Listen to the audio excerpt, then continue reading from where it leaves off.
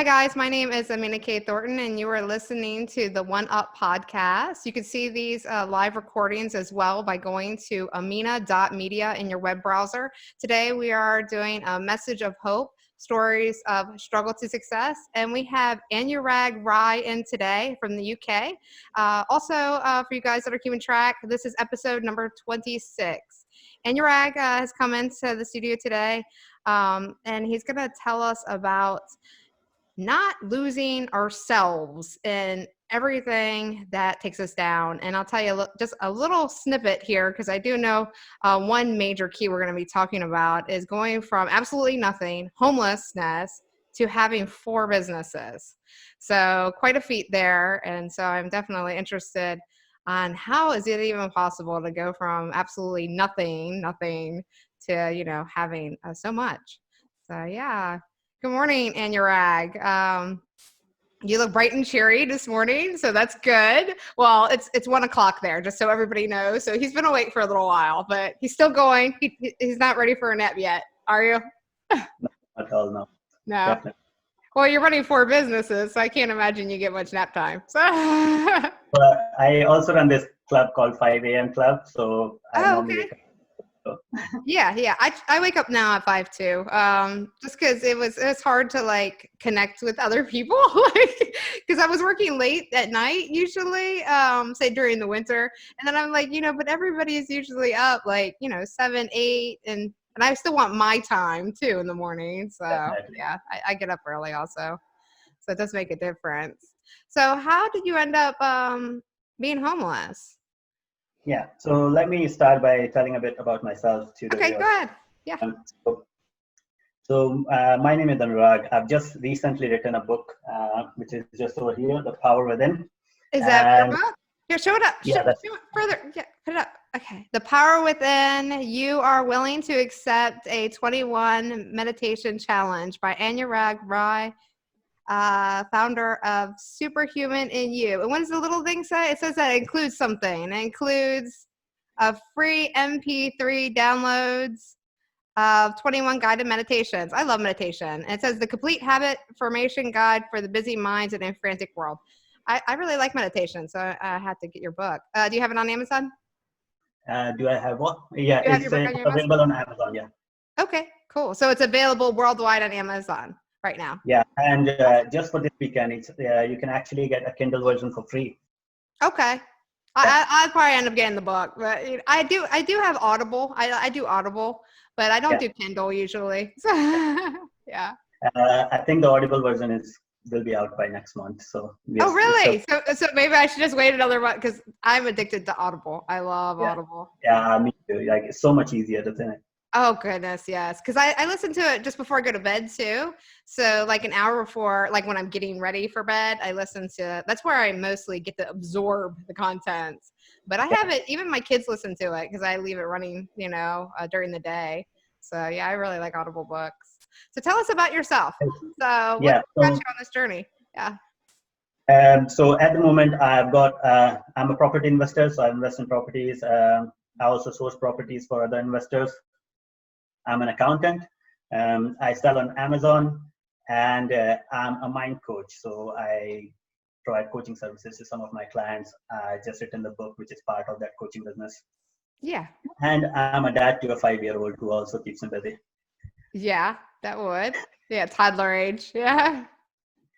So I know, first of all, well done to you for putting all this out. I've been watching your episodes, and it's so good to see hearing their stories. And I think it's so much important for people who are struggling just now to see that somebody else has done it, so they can do it too. Thank you for putting that out, and good job. Thank you very much. I really appreciate everybody that says that, because exactly what you said, exactly why I do it, exactly where I was with it too, and I was just like, there's nothing stopping me, and I would feel really crappy if I didn't, if I knew that I knew these amazing people that share their stories on Facebook, because I see your guys' stories, as people go through, and they fascinate me. So I'm like, why don't I put out a platform and see if any of them want to share, you know? And then, you know, all of a sudden I've got all these people that are like yourself that's, you know, been coming on. So I'm totally grateful for you being here and sharing also. So, yeah. Awesome. So to tell a bit about background for my story, it's not actually one setback. I've suffered multiple setbacks in my life. Mm-hmm. And so the first one was when I came to the UK, actually about more than 10 years ago. So I came to UK with just about £100 because when I was coming here, I was told that it's easy to get a job and all that, so I wouldn't need much money. I came here as a student. Now, So, where'd you come from? Where did you? So India. India. Okay. Yeah. So there's me on my first day sitting in a room on my own in a student accommodation, and all I had was £100. I went outside to do some shopping, and a water bottle was £1, which is in India it's like 100 rupees. So I hesitant to buy even a water bottle because I only had £100 and I didn't have a job. I don't know what I was going to do. So you couldn't buy a water bottle? What? Oh, wait. yeah, like I didn't want to spend that money because I didn't know when I'll get the job, and I didn't. Because you only had $100, right? Basically, or 100 or 100 pounds. Yeah. Yeah. So that was the time, and I didn't want to say anything to my family as well because I didn't want them to get worried. And because I was in a totally new country, I didn't know much people, and like it was a time when I thought that, okay, what am I going to do now? You already spoke English though, didn't you, at the time? So yeah, so I did speak English, maybe not as fluent as I speak just now, but I did know English, so which was great. That's great. Yeah. But I did manage to find a job within a week. So basically, the first week was a bit of fear. I was kind of struggling on what I'm going to do, and I wasn't sure what I'm going to do. I didn't even have a mobile phone to call home and speak to my family. So I'll tell you all the different setbacks, and then I'll tell you what kept me going in those setbacks. There was another time. So fast forward maybe about 8 years, and I was running my own business in the UK. I was just about 26 years old at that time, and I started my first business in the UK. And the business was going good, but all of a sudden I had theft in the business, and one of my chefs left without notice. So in the theft, I basically lost most of the money which I was about to. I kept it for paying staff. Yeah, it was a restaurant. Yeah, okay. It was a restaurant. Yeah. So we had like lots of cash transactions. So I suffered so much loss that there was a point that I could not afford to pay rent. So from going to a business owner and like doing really good, within a week I was in such a situation because I didn't want that to affect my staff. So I still wanted to pay them rent and all that. I still wanted to pay them their pay and continue doing supporting them. But what that meant was that I didn't have money left for me. So I had to move out from my home and stay in the storeroom of my restaurant. And slowly, because obviously in the restaurant business, there's not a lot of profit margin. So once you suffer something like that, it takes time to get back up. And during that phase, one thing after the other, what happened was like we suffered, and I had to lay off some staff finally. And there was one point when I was stuck in the contract with this restaurant for about another 10, 15 years. And wow. Okay. Yeah. So I could not leave the restaurant. I had to still keep paying rent. But I didn't have money to pay for anything else. And because my chef left all of a sudden as well, I couldn't find another chef. The business dropped. And with all these expenses going out, I didn't have money to pay them. And it led to a point where the shutter had to go down because I didn't have staff to run the restaurant. And the electricity company came and they cut the connection. So basically, I was there with no job, nothing. Restaurant was obviously shut down, and I was living in a storeroom where there was no electricity.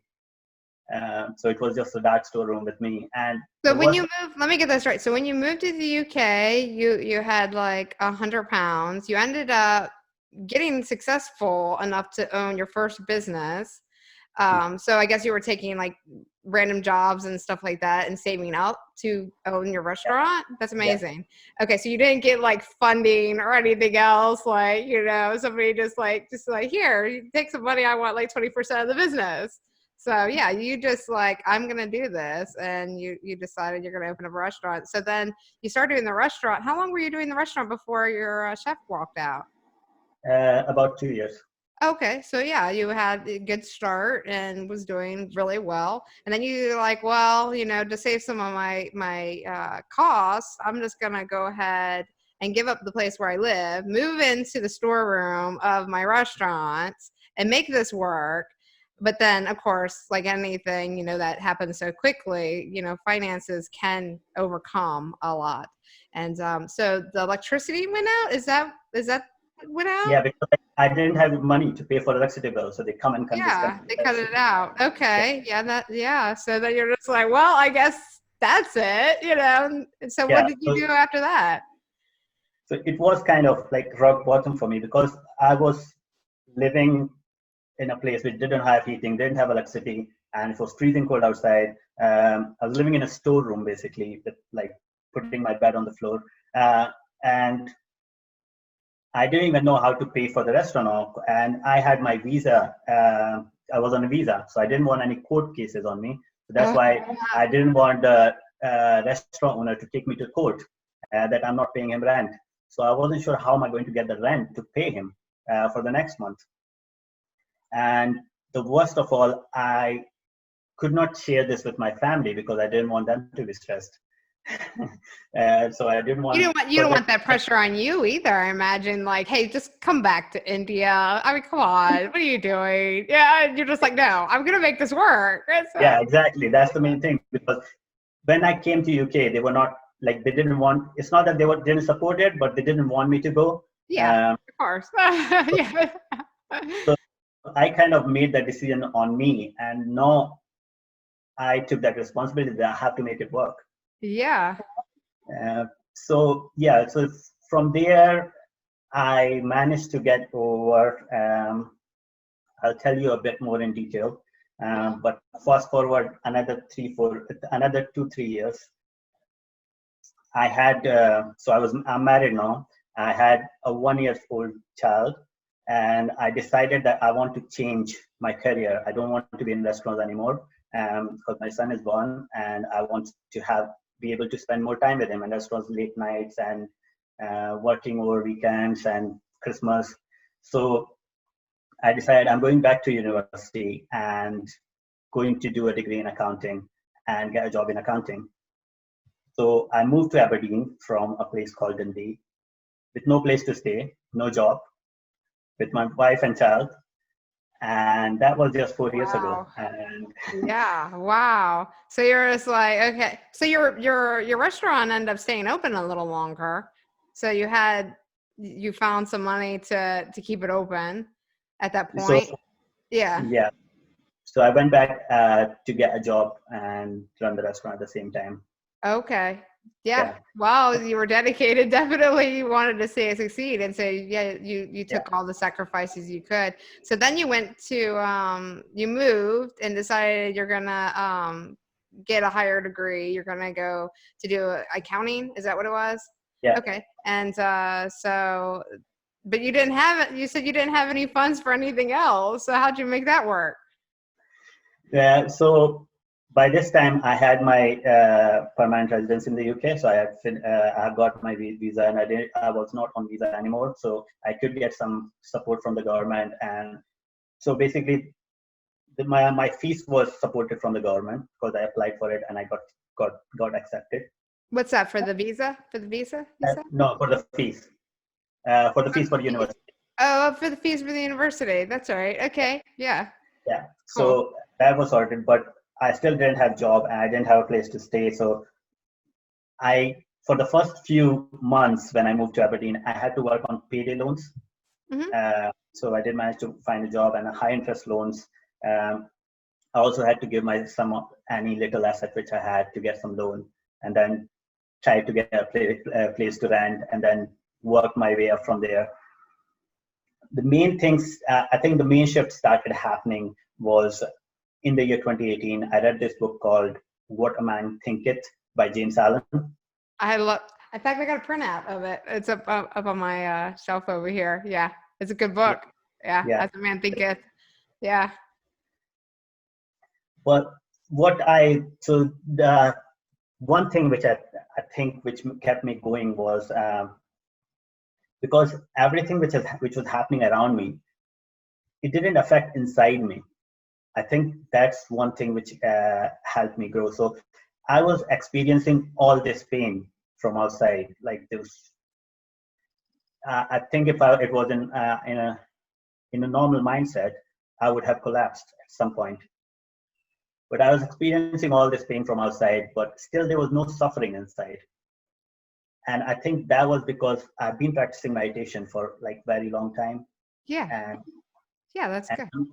Yeah, I'm able to separate myself from like what's happening and still stay calm and think, okay, what's happening is not in my control. What can I do about it?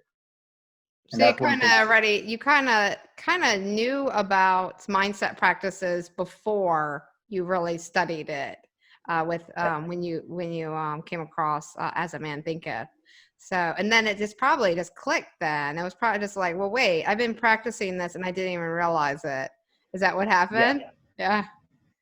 So I've been practicing meditation, and that gave me like inner peace, calmness, and all that.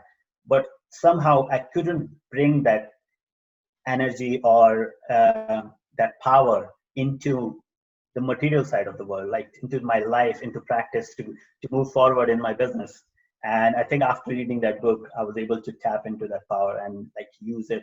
And that's how in the year 2019, what happened was I was like, 2018 is when I read the book. Yeah. And in 2019, what I thought, okay, let me start something. So I started one business. And then I was thinking, okay, maybe I can start another business because I think I can. And then I started another, and I never felt overwhelmed. So just now I'm doing 4 businesses, but I still able to like, I imagine there's a switch on and switch off buttons in my brain. So that's what helps me. So I'm able to switch on and switch off between tasks, and which is another thing which has been really helpful. Yeah. That's cool. So you went through, you've got a degree in accounting, is that correct? And then, so what business did you start first? You said you're in real estate. You also do some coaching. You also, what was the other 2? I've lost track here. So let's see, accounting, real estate, mindset. Yeah. So I've got coaching. I've got real estate. I sell on Amazon. Oh, okay. You sell on Amazon. Uh-huh. Yeah, and I'm also an accountant.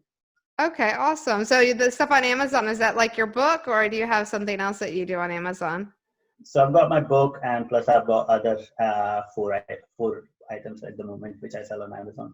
Okay, so you sell products as well as it on Amazon. Yeah. Okay, yeah. I have background with Amazon. Amazon's been good to me, so I like Amazon. Yeah. Wow. Okay, so you had basically nothing when you started the UK, but you kept trying and trying and trying. Almost lost everything with the restaurant. Then got married or had a relationship, had a child, and then was like, this isn't the path for me anymore. I'm going to go back to university. I'm going to take the hit now and work my way back up again. And then from there, you realize, well, you have control of everything in your life, like not just this circumstance. So you're like, well, why not, do other things that I'm passionate about? I want to do some real estate. I want to, do this selling with Amazon. I want to write a book. What else are you doing right now? So I am also sitting for my chartered accounting exams, which is something else. So I'm studying as well. Plus I'm learning Spanish. So you're learning Spanish, and what are you studying? I didn't catch that first one all the way. So I finished my master's in university for accounting and finance. Okay, and just master's. now I'm studying for my chartered accounting qualification. Oh, okay. The accounting qualification. Okay, so you're going to be really good with numbers by the end of the day. Definitely. That's something I need to get better at. I know a lot of it, but it's just one of those things that's like, all right, you can always learn more, right? When it comes Yeah, to numbers and financing, especially when you do run a business and are an entrepreneur. It's very handy to make sure that nobody's cheating you and that you know what exactly you're doing.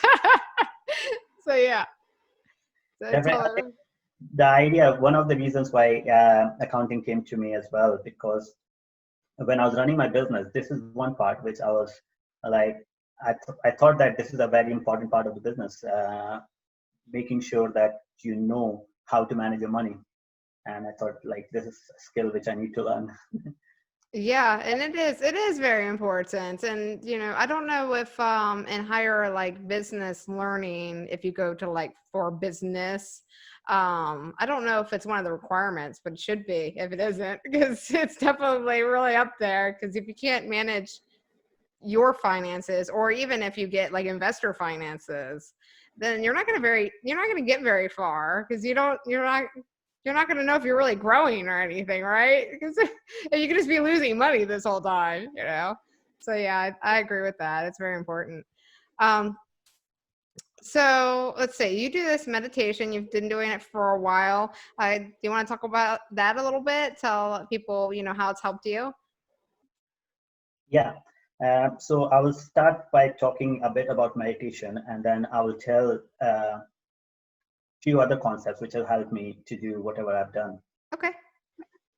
So meditation, basically, in my book, I talk about this as well. What normally happens is most people do not meditate because they are trying to use practices which were designed by the monks for the monks. So on the day one, they will sit on the mat and they'll close their eyes and they will try and give command to their brain to stop thinking. But unfortunately, it does not work that way. Like brain is designed to think, so it will continue to think. So we need to, instead of trying the brain to get rid of thoughts, we need to observe our thoughts and try and separate ourselves from our thoughts. And I think that's what has helped me in all aspects of my life, because once you get the ability to separate from your thoughts, you cannot separate yourself from your emotions.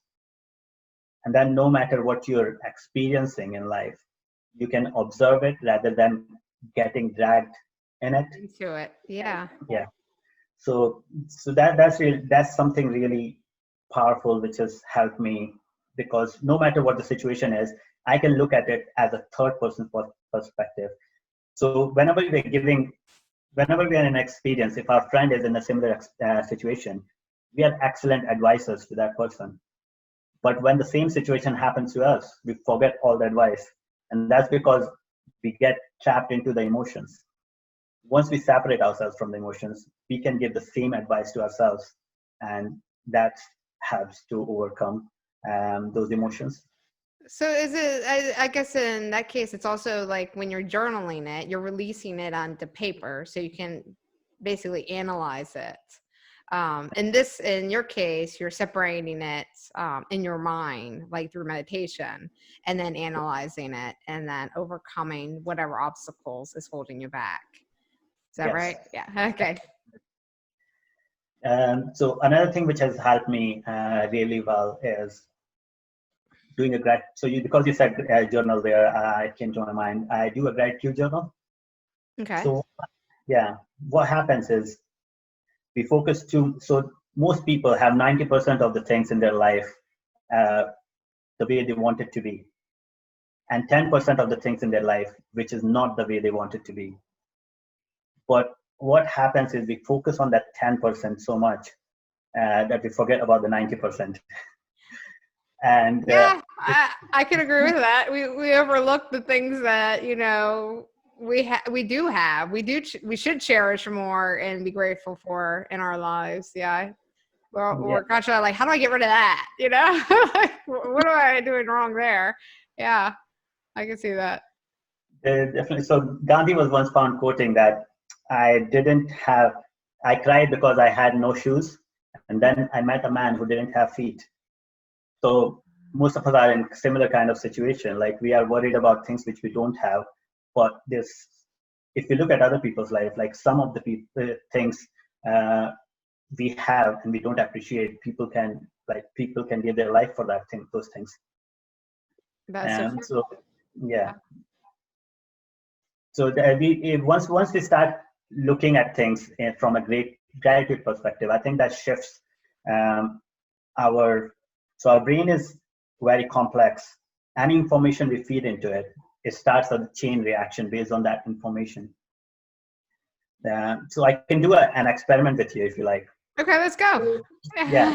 Right. So close your eyes for a few minutes and imagine you're holding a lemon in your hand.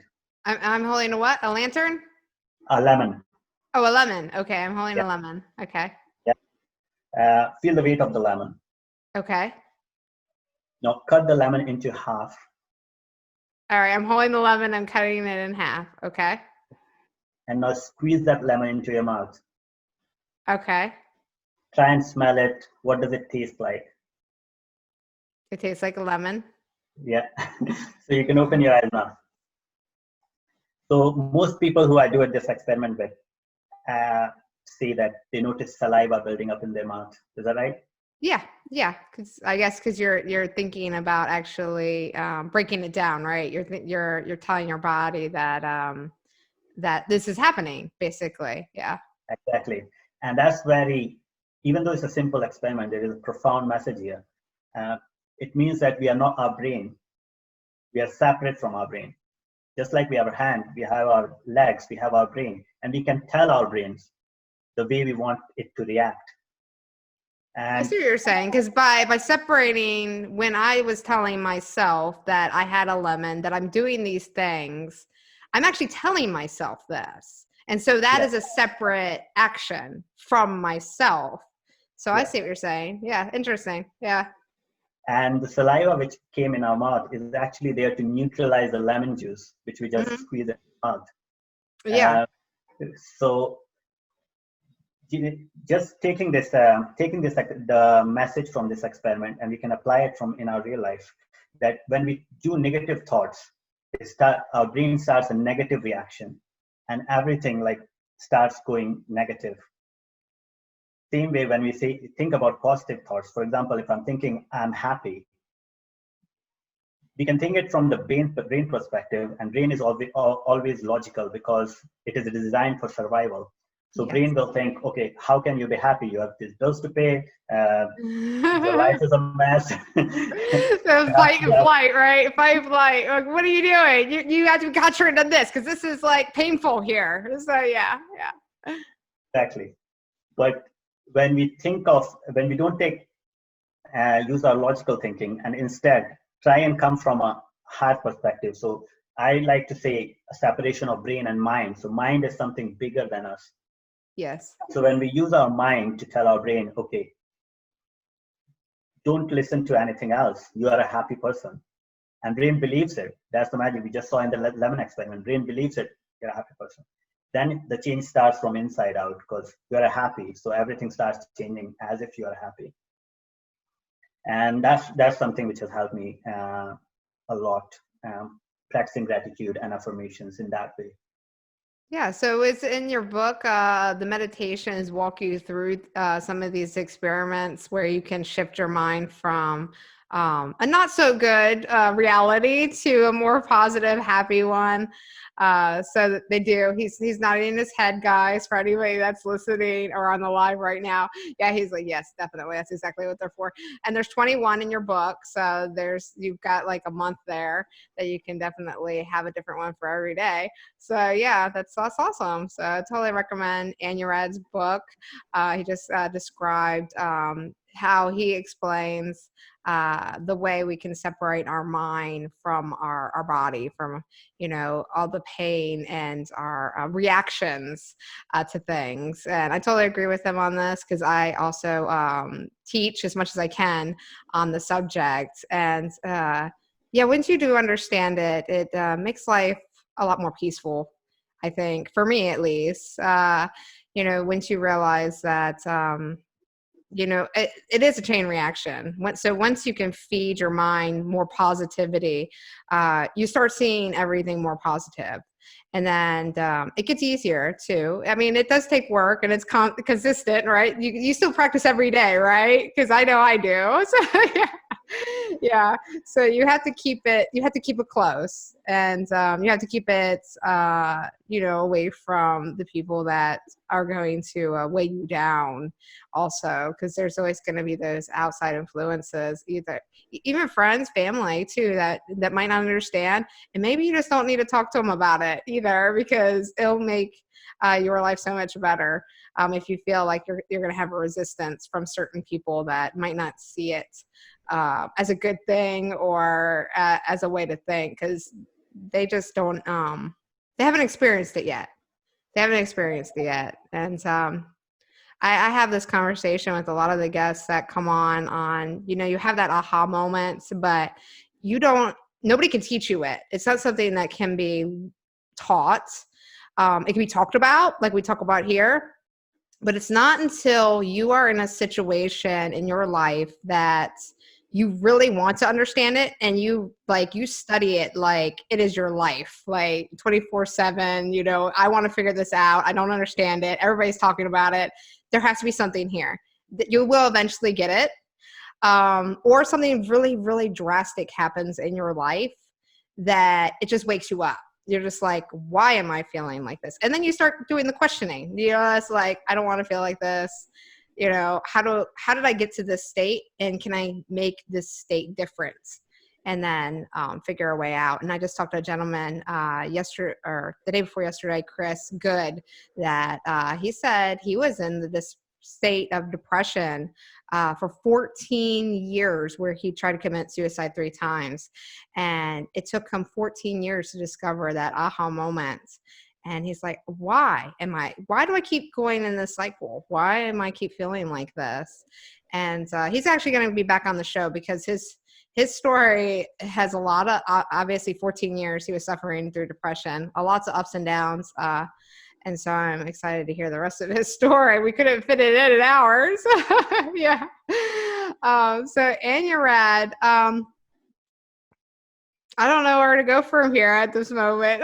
So anything that you want to pinpoint, maybe with, how your family was like helping you through this, or, your wife and your child, any strengths with your bond with your family that you can pinpoint that's like, a way to push through, because I know a lot of people have families out there, and if they want to work on this together, meditation, or learning more about their mind and stuff.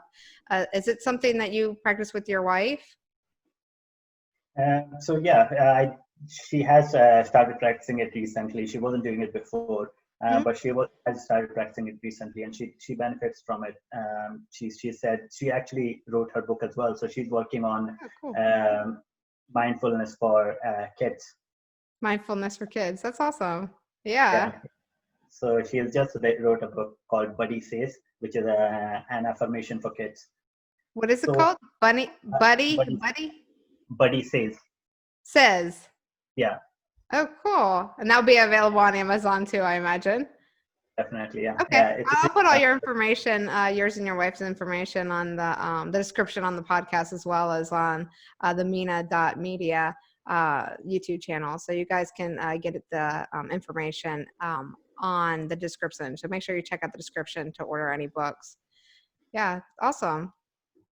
So just couple of things I would like to say to anybody who's suffering pain just now, or anybody who's listening, that these 2 things, pain is actually inevitable in our life. So no matter what happened, like, because of social media and the society we live in, nobody posts about their bad times on social media.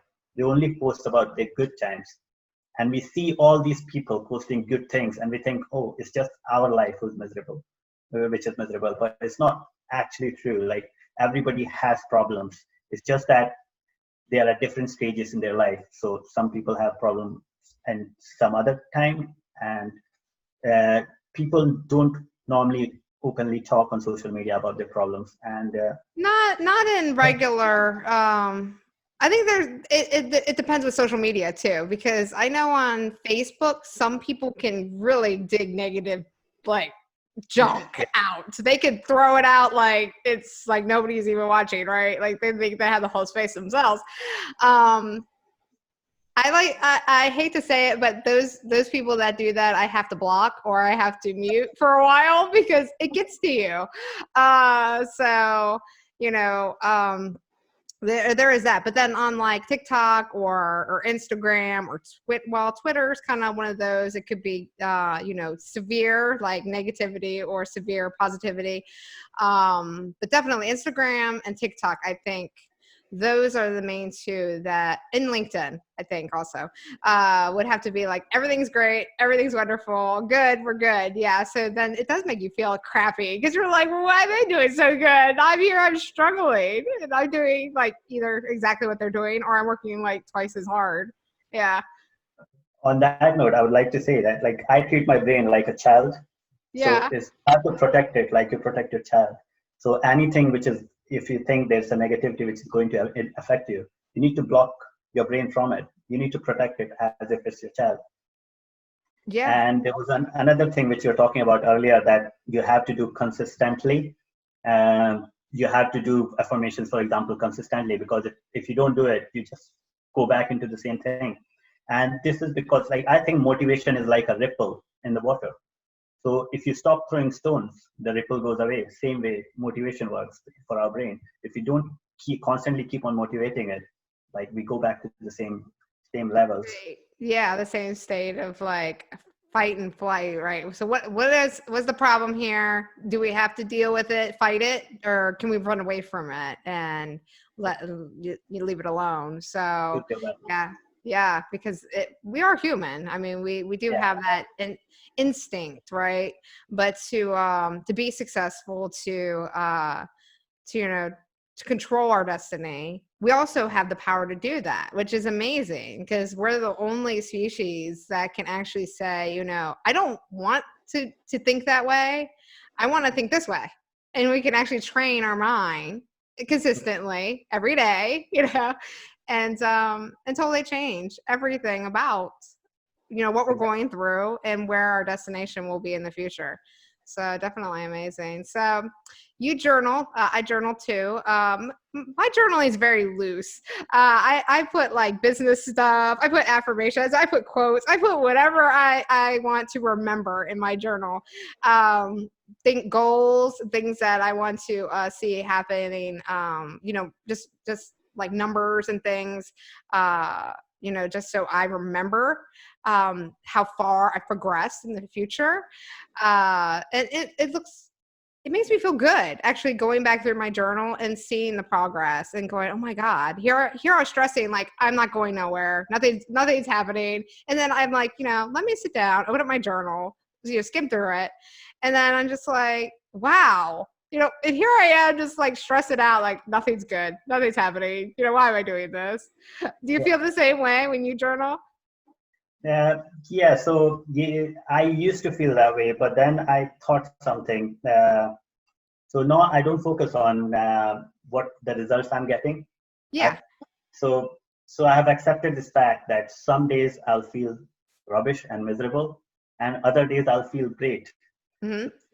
Some days I'll run, other days I'll crawl, but I feel that the speed is irrelevant because we try and compare ourselves to different people around us, but we all have different starting points, so we cannot compare with because they might have started ahead. Like they might have. I agree. And I don't use mine to compare to other people. It's just for me, sometimes I get to the point that I feel like I concentrate on a project so much that I'm neglecting another project. And I'm like, oh my God, I can't believe I haven't done that project in so long. And then I look back and I'm like, well, that was only like a week ago. Why am I stressing about it? You know what I mean? So it's I use mine for self-development, thank God. But I do know what you're saying, because it can be overwhelming, especially with the people that are focused on social media numbers per se. Because technically all those social media numbers, guys, I hate to tell you, are fake, because a lot, if you've been in online business, I'm pretty sure Anurag here can attest to this. If you've been on online business for any amount of time, and if you really dug into the way social media works, there is ways that you can pay companies to give you leads, and you can even buy other people's social media accounts and rebrand them. So don't stress about it. Most of those people, dig into their actual profiles, and you're like, oh my God, they have like 1 million followers. Click on the 1 million followers, see how many people are actually real, and then you're gonna be like, why am I stressing? Yeah. Look at their comments. Are they really engaging with the people? Or is it just like, hi, how you doing? You want to buy my stuff? And then you'll feel a lot better, because you don't want those types of people. They're not going to help you succeed. You want the people that actually engage with you and make you feel better and make you feel like you're making a difference in the world. So, just like Anurag said, don't look at the numbers, focus on you and where you're going and where you want to go next. Any tips on goal setting? I have a feeling you have something there on goal setting, since we talked about journaling. Yeah.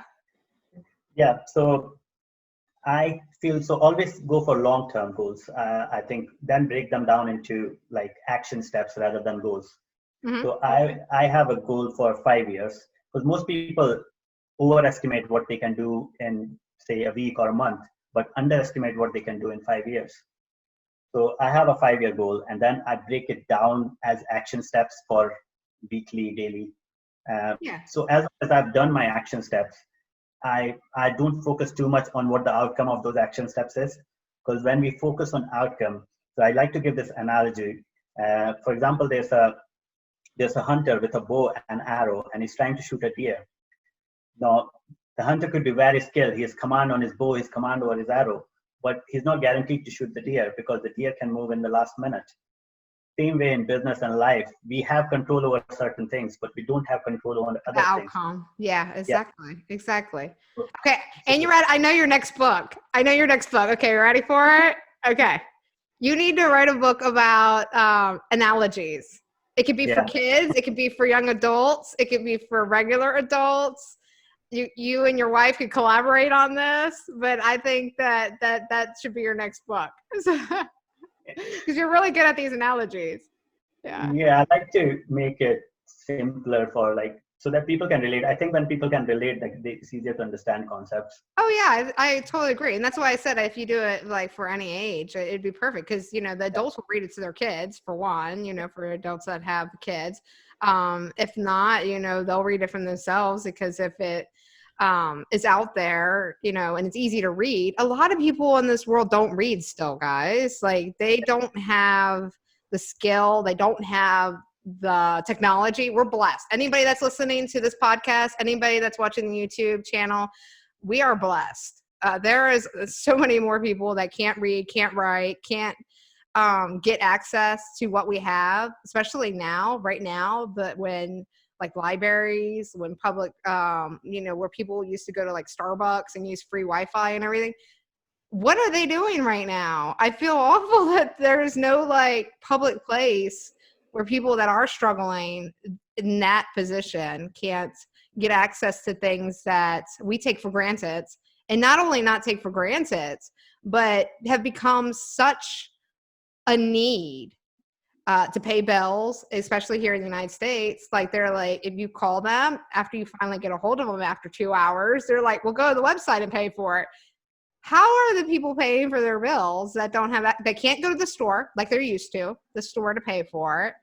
Yeah. How can they, get access to online services to pay for things?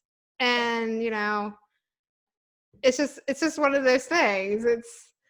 It's hard, I imagine, and I feel for anybody out there that has to go through that. And if you know anybody out there that's going through that, be mindful. Maybe you can help them out and get them online, get them to resources, let them hear the podcast, show them the videos here, share that, at least let's help others as much as we can.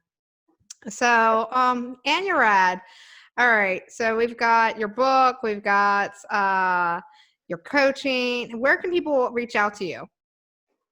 Okay, so I've got a website called superhumannu.com. Okay, Superhuman NU.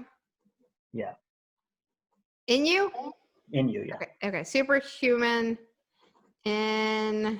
NU.com. Yeah, Okay, and you do a mindset coaching, right? yeah. Mindset and meditation. And meditation. Okay. Two of my favorite things. That's two of my favorite subjects. And success. That's pretty much my thing. Success, mindset, motivation. Or Yeah, I like to meditation. call it 3 M's. So mindset, meditation, and manifest. Manifest. You know, mine was I used to have what was it before? It was mastermind, motivation, and mindset. That's what my first like tagline was. And I was like, well, I do meditation too, but I don't really focus that on too much. I do a lot of success talks, even though if you guys go onto the website, amina.media, to see these message of hope stories, all the success things I talk about has to deal with the way that you think about the situation. So if that makes sense. But yeah, I focus everything on mental health. The basis to everything that I do is mental health, because it's something that's a muscle and it needs to be trained every day. So, and I actually meditate every single day too. So I have a group that I'm lucky to be a part of that actually we meditate together every day. So yeah, it's awesome. It's awesome. Are you teaching your 5-year-old how to do your meditations and stuff right now? Yes, I'm trying to for whatever it works. Normally, when he sits down on meditation with me, he would open one eye and see if I finished yet. You're talking to five here, guys. Yeah, yeah. It's the cute stage, though. You have to kind of just laugh at it, like go.